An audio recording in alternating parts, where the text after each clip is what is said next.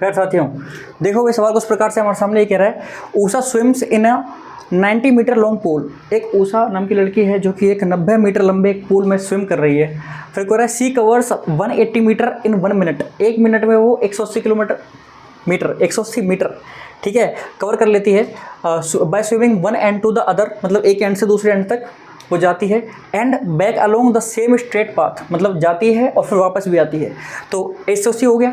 सी बात है कि वो उसका जाना आना हो गया सर, यहाँ पर 90 किलोमीटर जाना, 90 मीटर जाना, 90 मीटर आना, ठीक है। अब वो क्या कह रहा है आपसे, कह रहा है find the average speed and average velocity. अब देखिए सर, यहाँ पर हमें ये चीज़ समझनी बहुत जरूरी है कि एवरेज वेलोसिटी और एवरेज स्पीड में क्या अंतर है।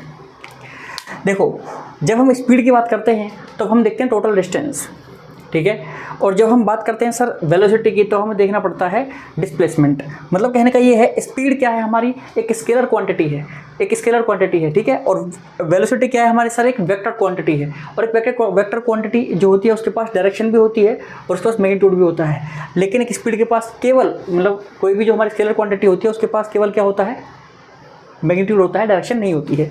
चलिए, तो यहाँ पर हम देख पा रहे हैं स्पीड की बात अगर मैं करूँ सबसे पहले, तो मुझे जब एवरेज स्पीड निकालनी होगी तो हमारा वही फॉर्मूला काम करेगा सर, यहाँ पर total distance upon total time.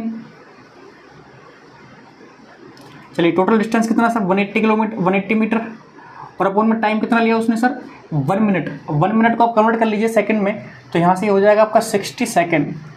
तो यहाँ से आ गया, 0 से कटेगा, इससे 3 टाइम्स, तो कुल मिला के यहाँ से आया 3 मीटर पर सेकंड, यानी कि उसकी एवरेज स्पीड रहेगी सर। 3 मीटर पर सेकंड क्या रहेगी, उसकी एवरेज स्पीड रहेगी सर। लेकिन अगर हम सर वहीं पर बात करें एवरेज वेलोसिटी की, किसकी बात करें सर, एवरेज वेलोसिटी की अगर बात करें, तो आप यहाँ पर देख पा रहे हो सर, मैं यहाँ पर आपसे सबसे पहले पूछना चाहता हूँ कि मुझे डिस्प्लेसमेंट बताइए। डिस्प्लेसमेंट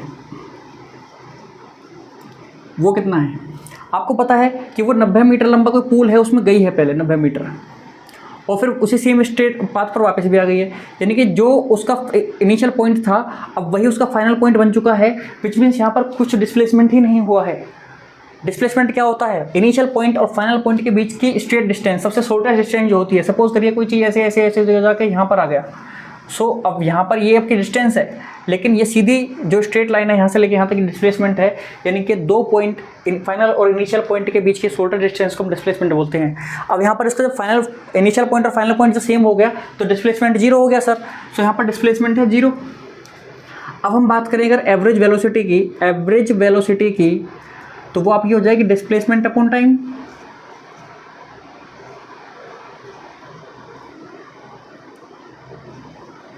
डिस्प्लेसमेंट अपॉन टाइम, अब डिस्प्लेसमेंट तो 0 है, तो टाइम कितना हो जाएगा भाई, टाइम हो जाएगा आपका, टाइम आपका कितना लिया था उसने, 6 ले लो, कुछ भी ले लो, जब 0 है तो सिर्फ 0 ही है, टाइम आपका वही रहेगा 60 सेकेंड ही।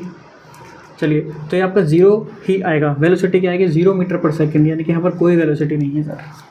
वेलोसिटी आपका है 0 मीटर पर सेकेंड। ध्यान रखिए सर, 0 हो सकता है वेलोसिटी, स्पीड 0 नहीं होगा, ठीक है, क्योंकि यहाँ पर आपका वेलोसिटी क्या है, एक वेक्टर क्वांटिटी है, तो वेक्टर क्वांटिटी 0 हो सकती है, स्केलर क्वांटिटी 0 नहीं हो सकती है, इस प्रकार से। चलिए, तो यहाँ पर हम देख पा रहे हैं कि वेक्टर क्वांटिटी है, 0 आ गया आपका। चलिए, कोई दिक्कत नहीं है, आपको समझ में आया होगा कि किस तरीके से हमारी एवरेज स्पीड है, किस तरीके से हमारी एवरेज वेलोसिटी है। चलिए, मिलते हैं आपसे अगले वीडियो में, तब तक के लिए धन्यवाद।